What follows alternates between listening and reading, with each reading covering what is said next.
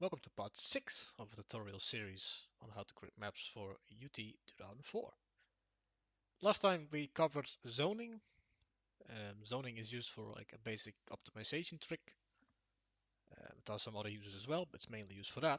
And as alluded to in the last episode, we'll be moving to movers today.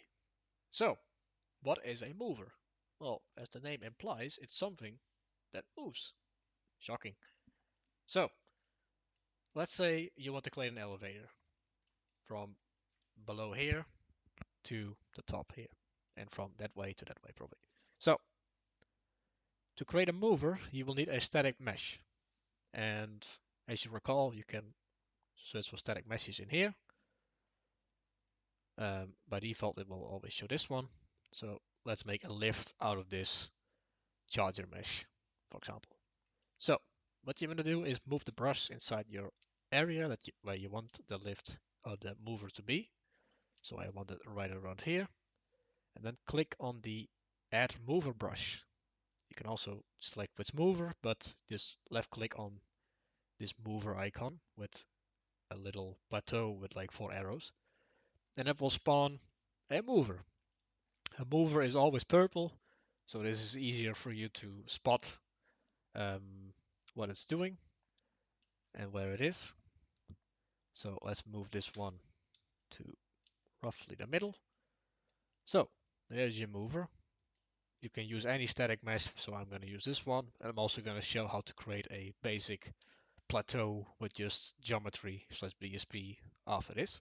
So you have your mover, but how does it move? Well, it will move any second. So double click on it or right click and then go to mover. You can set multiple things in here. You can set that it's damage triggered and that it's a slave, so it's like somebody else is going first and then this one will go. Other stuff like that, but the ones we'll be focusing on is the delay time. So the time it will take for it to move up. No, that's not right. The time it will wait, sorry. So now when you touch it, it will go up. But if we set this to like 0.5, it will wait 0.5 seconds and then move up.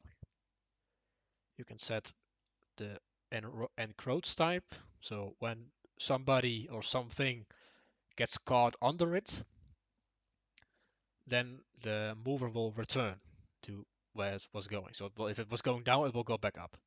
But you can also set this to stop. So the move will stop. It will crush you. You will need to set the damage here. So it's basically 0 now, so it will not crush you. Or you can set it to ignore and it will just go right through you. But what we'll do is we'll set the crush and we'll set it to like 1000. So 1000 damage will be put up on us if we stand below it. You can also set the glide type. It's glide by time or move. And the move time, I'll just set it to move. Glide is more like it will just accelerate and decelerate, I believe. And move is just the same speed. So we'll just use move. Move time is going to be the amount of time it will go from point A to point B. So let's set it to 4. So it takes 4 seconds to go up. And the way we trigger this mover to start is by bumping into it, which can be defined here. So you can set players only being allowed to use it.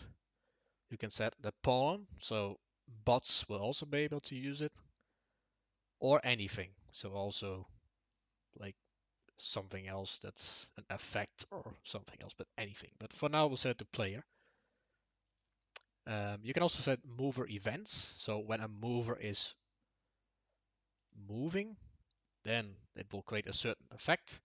When the mover is on its way to closing, so this is opening and this is closing. So if you do up and down, open and close, during the closing, it will say the event that you want. So you can use this for like certain doors or something else.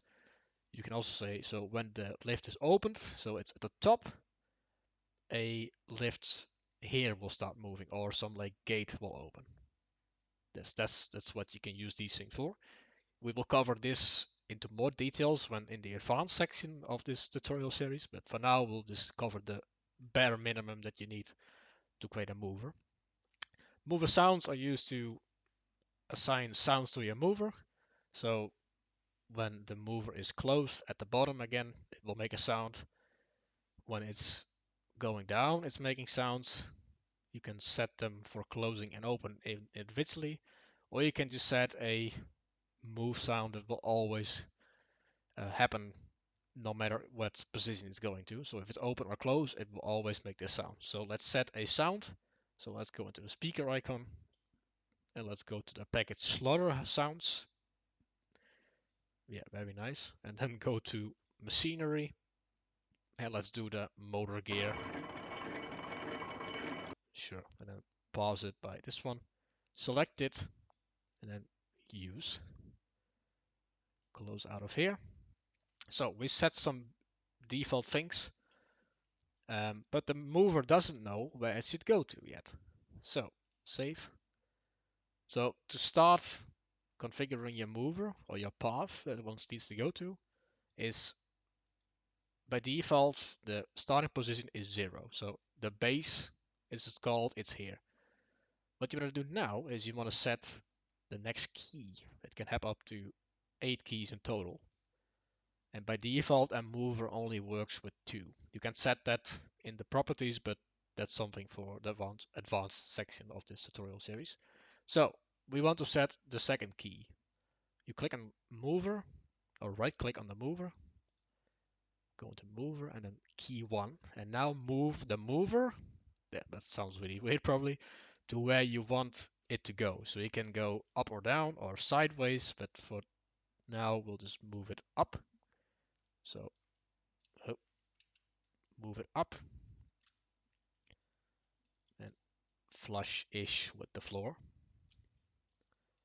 And then save, rebuild, and then hit key 0. So when you do key 1, it will be up. And when it's key down, it's back to the floor again. Let's save it. Now let's play it and see what it does. So, as we configured before, play. Let's quickly turn down the volume a bit. We have set it to bump. So if we bump into it, there we go. And you probably can't hear it because it's pretty quiet probably.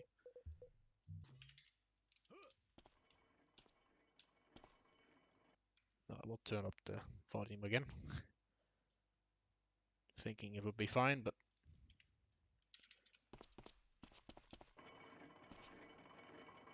you can hear the sounds that it makes. So it will wait 1.5 second-ish. Oh, 1 second. Nothing like a fit. Hold on. It doesn't seem right.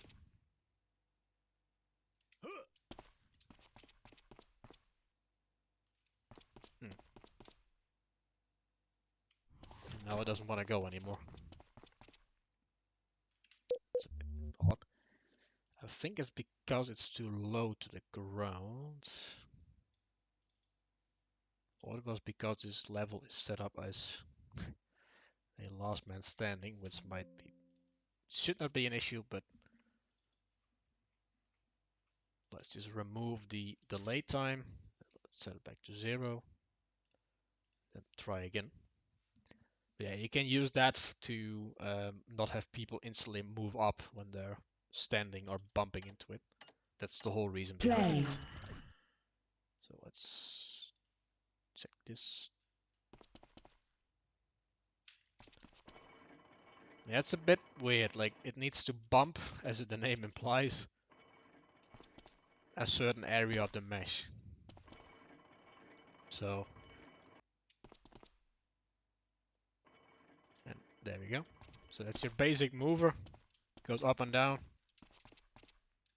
Like I said, it's a bit tricky to get, like, with this kind of mesh, which is not designed to be a mover, it's a bit tricky to get this bump working.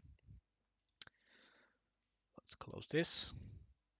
I believe there's also a stay open time. Yeah, there we go. So it waits 4 seconds before it goes down again. So you can configure this as well. So you can also configure it to close right away, but we'll just leave it as this. Um, so yeah, it can go up and down, but we can also change it to go to side. So if we move it, if we go to key 1, which was above, and we change it to here, and when we set it, go back to key 0, save it, play it again. This way you can move the keys around. So if you think, oh, no, I don't want it straight, but I want it to the sideways, from like sideways motion, then you can do so. As you can see, it's going up now. Instead of up, like straight, it just goes from sideways up. As you will see, there we come on. This is the shadow that we baked from it. So there's no dynamic shadows basically. So that's the only downside of movers currently. Well, currently it's probably gonna be forever.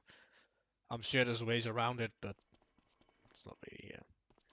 There is one thing that you can change that affects the lighting of the mover, because this one is using the key 0 lighting, so it's at the bottom.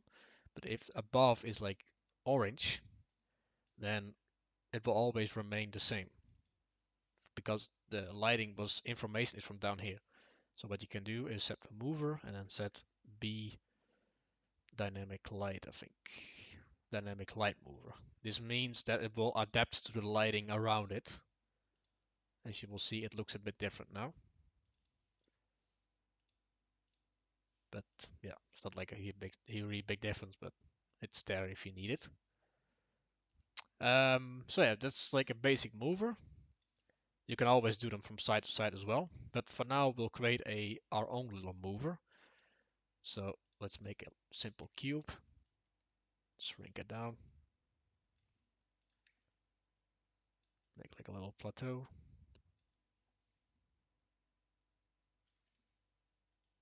Decrease the width.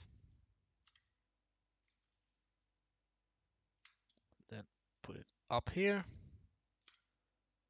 Oh.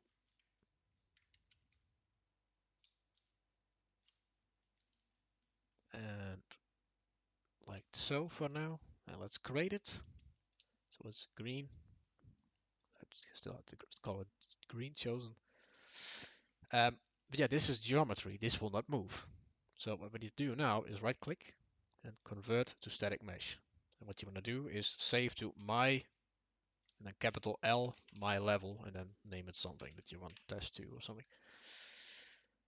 And why you want to do this, because, well, you can save or use some other static mesh, but for like quick prototyping, this is really handy. So you can remove the brush again, because we don't need it. Let's go to static mesh browser. To the drop down, there's a little package called my level.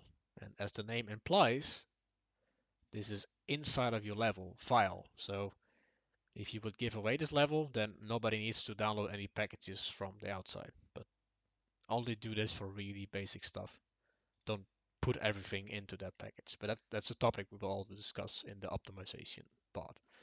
So let's create a new mover, which is right here now.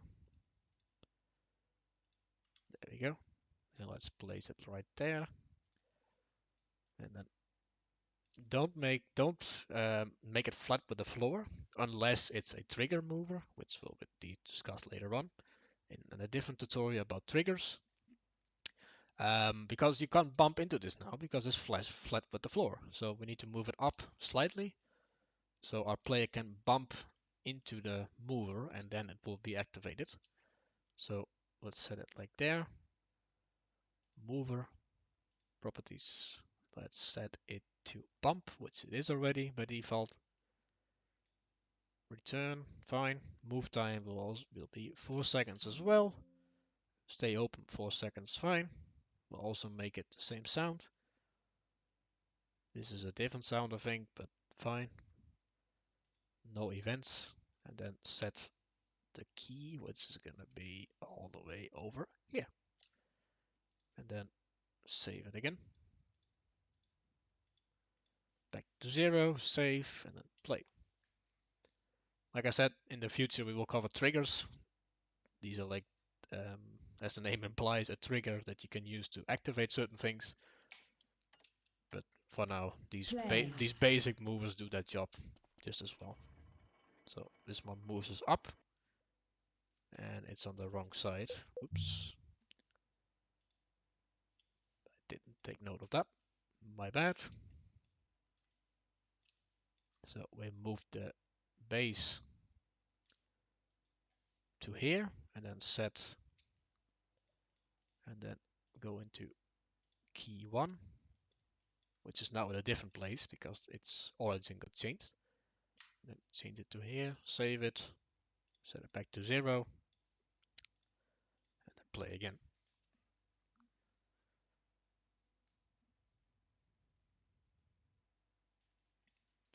And there it is. Play. And it's almost pitch black glory.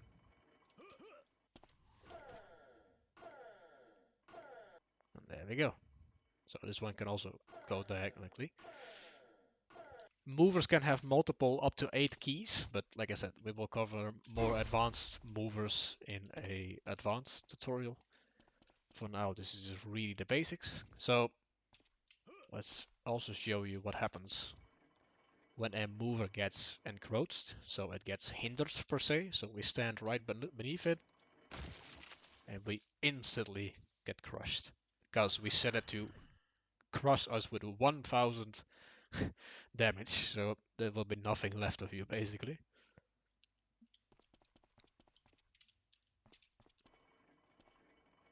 So you can use that to stop players from camping below it or something else, or like bumping it up all the time. You can also set it to ignore it, but it's up to you to do uh, to consider what it should do when it's being blocked, basically. So um, yeah, that's really it, to be honest, for a basic mover. It doesn't get more complicated than that.